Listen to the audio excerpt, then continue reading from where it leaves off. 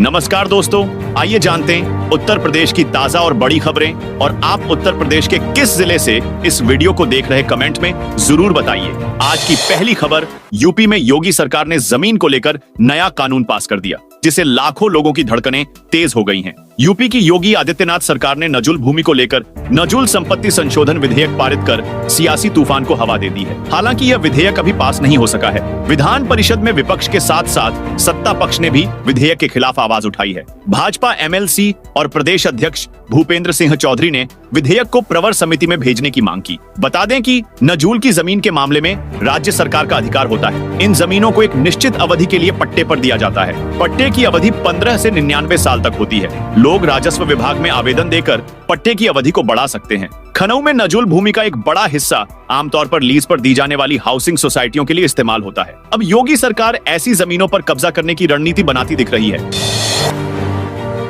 केंद्र ने यूपी को दी 3 हाई स्पीड रोड कॉरिडोर की सौगात। प्रधानमंत्री नरेंद्र मोदी की अध्यक्षता में आर्थिक मामलों की कैबिनेट समिति ने शुक्रवार को 8 राष्ट्रीय हाई स्पीड एक्सेस कंट्रोल प्रवेश नियंत्रित कॉरिडोर परियोजनाओं के विकास को मंजूरी दे दी। इसमें यूपी के 3 हाई स्पीड रोड कॉरिडोर हैं। इसमें आगरा ग्वालियर 6 लेन, कानपुर रिंग रोड कॉरिडोर 6 लेन और अयोध्या रिंग रोड कॉरिडोर 4 लेन शामिल हैं। सीएम योगी ने यूपी को दी गई इस सौगात के लिए प्रधानमंत्री नरेंद्र मोदी को धन्यवाद दिया है।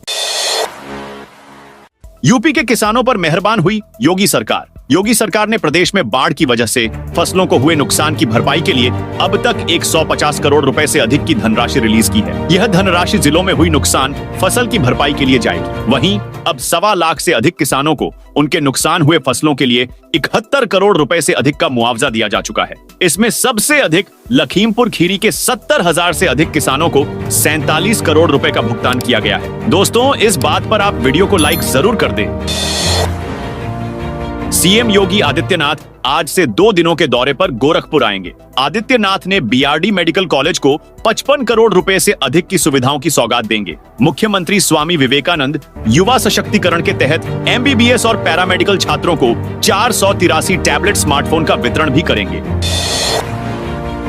अखिलेश यादव बोले, नजूल भूमि मामला घर उजाड़ने वाला, इसे हमेशा के लिए वापस लिया जाए। सपा अध्यक्ष अखिलेश यादव ने नजूल भूमि विधेयक को घर उजाड़ने वाला करार दिया है। उन्होंने कहा कि जनता रोजी रोटी रोजगार के लिए भटक रही है और अब भाजपाई मकान भी छीनना चाहते हैं। यूपी में 1 महीने तक चलेगा अतिक्रमण हटाओ अभियान। यूपी के फिरोजाबाद जिले में निगम प्रशासन ने अतिक्रमण हटाओ अभियान की रूपरेखा बनाई है। अब पूरे महीने अतिक्रमण हटाओ अभियान चलेगा। इस कड़ी में दोपहर 1 बजे प्रवर्तन दल की टीम आगा शाह की मस्जिद के पास पहुंची। वहां से जाटोपुरी चौराहे तक अतिक्रमण हटवाया। प्रवर्तन दल ने जैसे ही तख्त बेंच कुर्सी उठाना शुरू किए, अतिक्रमणकारियों में खलबली मच गई। दुकानदारों को दोबारा अतिक्रमण न करने की चेतावनी दी गई। बीडीए के रडार पर बरेली की 150 अवैध बिल्डिंगें, बेसमेंट में व्यावसायिक गतिविधियों को अंजाम देने वाली 150 बिल्डिंगें बीडीए के रडार पर आ गई हैं। सबसे ज्यादा basement nursing home, coaching centre, restaurant चल रहे हैं। बीडीए ने भवन मालिकों से नक्शे मांगे हैं। बीडीए ने कहा कि 7 दिन में अवैध निर्माण हटा लें, नहीं तो भवन सील कर दिया जाएगा।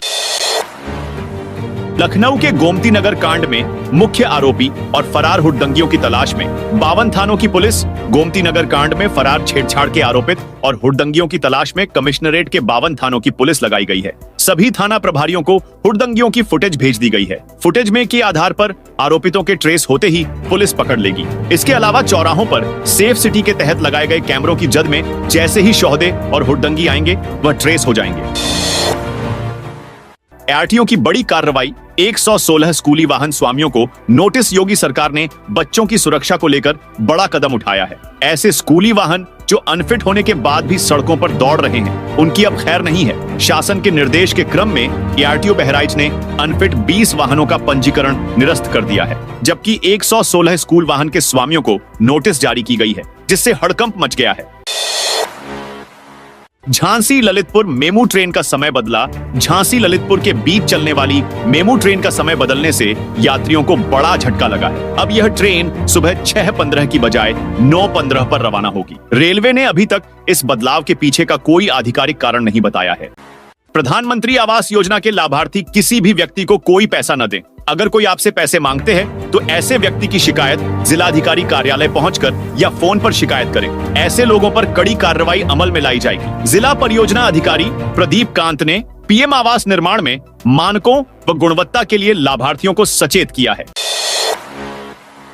कल शाम से शिफ्ट हो गया भैंसाली अड्डा। कांवड़ यात्रा के दौरान भैंसाली बस अड्डे से 25 जुलाई की रात से रोडवेज बसों का संचालन बंद कर दिया गया था। जगह जगह बैरिकेडिंग होने के चलते लोगों का एक जगह से दूसरी जगह जाना मुश्किल हो गया था। अधिकारियों की माने तो आज देर शाम से सोहराब गेट डिपो से बसों को भैंसाली बस अड्डे पर शिफ्ट करने का कार्य आरंभ होगा। 3 अगस्त की सुबह से दिल्ली, नोएडा, कौशाम्बी, गाजियाबाद, मुजफ्फरनगर, हरिद्वार, अजमेर, बागपत, शामली जैसे रूटों की बसें भैंसाली अड्डे से रवाना होंगी। यह अभी तक सोहराब गेट से संचालित हो रही थी।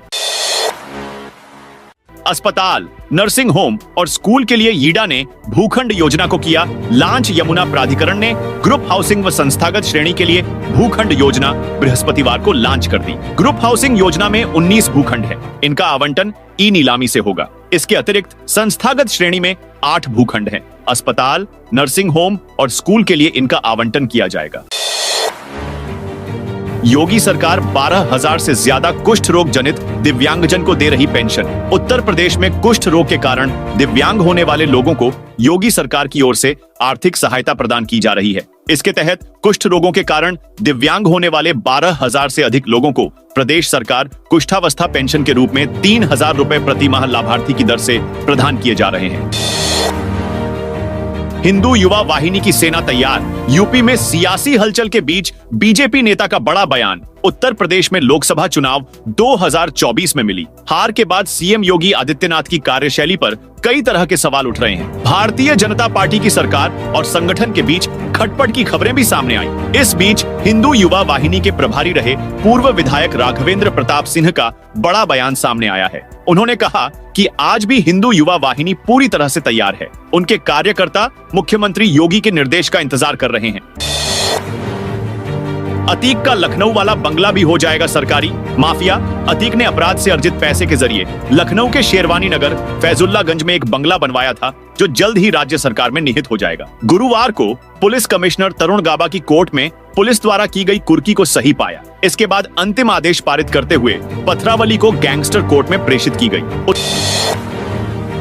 उत्तर प्रदेश में योगी सरकार ने एक बड़ा फैसला लेते हुए मेडिकल छात्रों को बड़ी राहत दी है। अब किसी भी मेडिकल कॉलेज में सीट छोड़ने पर छात्रों को 5 लाख का जुर्माना नहीं देना होगा। उप मुख्यमंत्री ब्रजेश पाठक ने विधान परिषद में राज्य के मेडिकल कॉलेजों में छोड़ी गई सीटों के बारे में यह जानकारी दी। उत्तर प्रदेश में अगले 48 घंटों में गरज चमक के साथ बारिश, आंधी और वज्रपात का अलर्ट जारी किया गया है। मौसम विभाग ने 2 अगस्त को पश्चिमी और पूर्वी यूपी में अनेक स्थानों पर मध्यम से भारी बारिश, बादल और बिजली गिरने की चेतावनी जारी की है। वहीं 3 अगस्त को पश्चिमी यूपी में कई स्थानों पर और पूर्वी यूपी में कुछ स्थानों पर गरज चमक के साथ बारिश होने की संभावना है। इस दौरान दोनों हिस्सों में कहीं कहीं पर भारी बारिश और बादल गरजने और बिजली गिरने की संभावना है। आयकर रिटर्न फाइल करने का निर्धारित समय 31 जुलाई तक ही था। अब जो भी रिटर्न फाइल होगा विलंब शुल्क के साथ होगा। लेकिन देखा जाए तो कारोबारियों के लिए विलंब शुल्क कोई समस्या नहीं है। उनकी असली परेशानी तो दूसरी है। अब वे जो रिटर्न फाइल करेंगे, अगर उसमें कोई गलती होती है तो उसे संशोधित नहीं कर सकेंगे। अयोध्या को सीएम योगी ने दी बड़ी सौगात। यूपी सीएम योगी ने प्रभु श्री राम की नगरी अयोध्या को एक और बड़ी सौगात दी है। जल्द ही अयोध्या धाम की सड़कों पर गोल्फ कार्ट दौड़ती नजर आएगी। बता दें कि अयोध्या में 50 गोल्फ कार्ट पहुंची है। गुप्तार घाट के गार्डन में गोल्फ कार्ट खड़ी की गई है। जनपद अयोध्या आने वाले पर्यटकों को गोल्फ कार्ट से घूमने का मौका मिलेगा।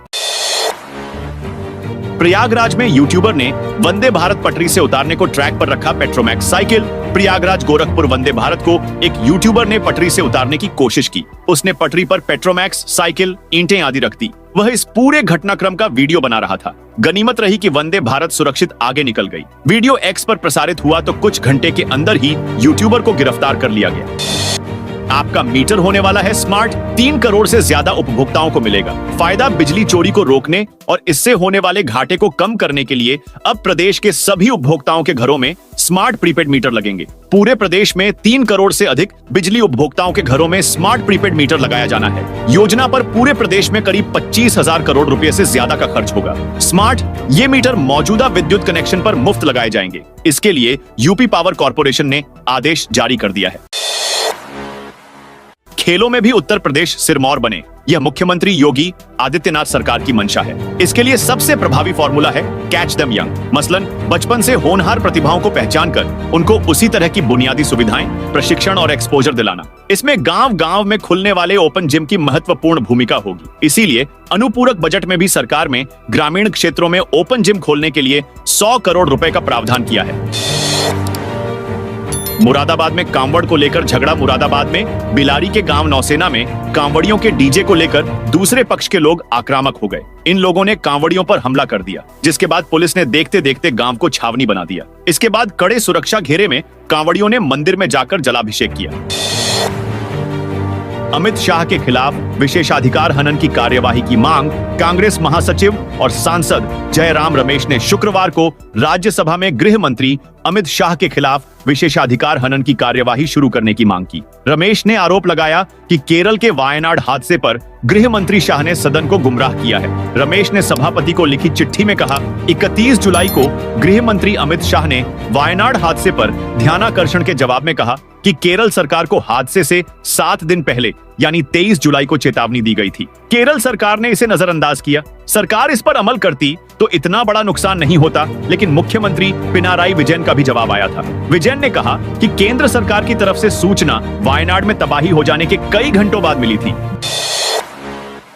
भारत श्रीलंका पहला वनडे टाई। भारत और श्रीलंका के बीच पहला वनडे टाई हो गया है। टीम इंडिया को आखिरी 15 बॉल पर 1 रन चाहिए था और 2 ही विकेट बचे थे। श्रीलंका के कप्तान चरित असलंका ने 48वें ओवर में 2 गेंद पर 2 विकेट लिए और भारत को 230 पर ऑल आउट कर दिया। श्रीलंका ने भी 230 रन ही बनाए थे।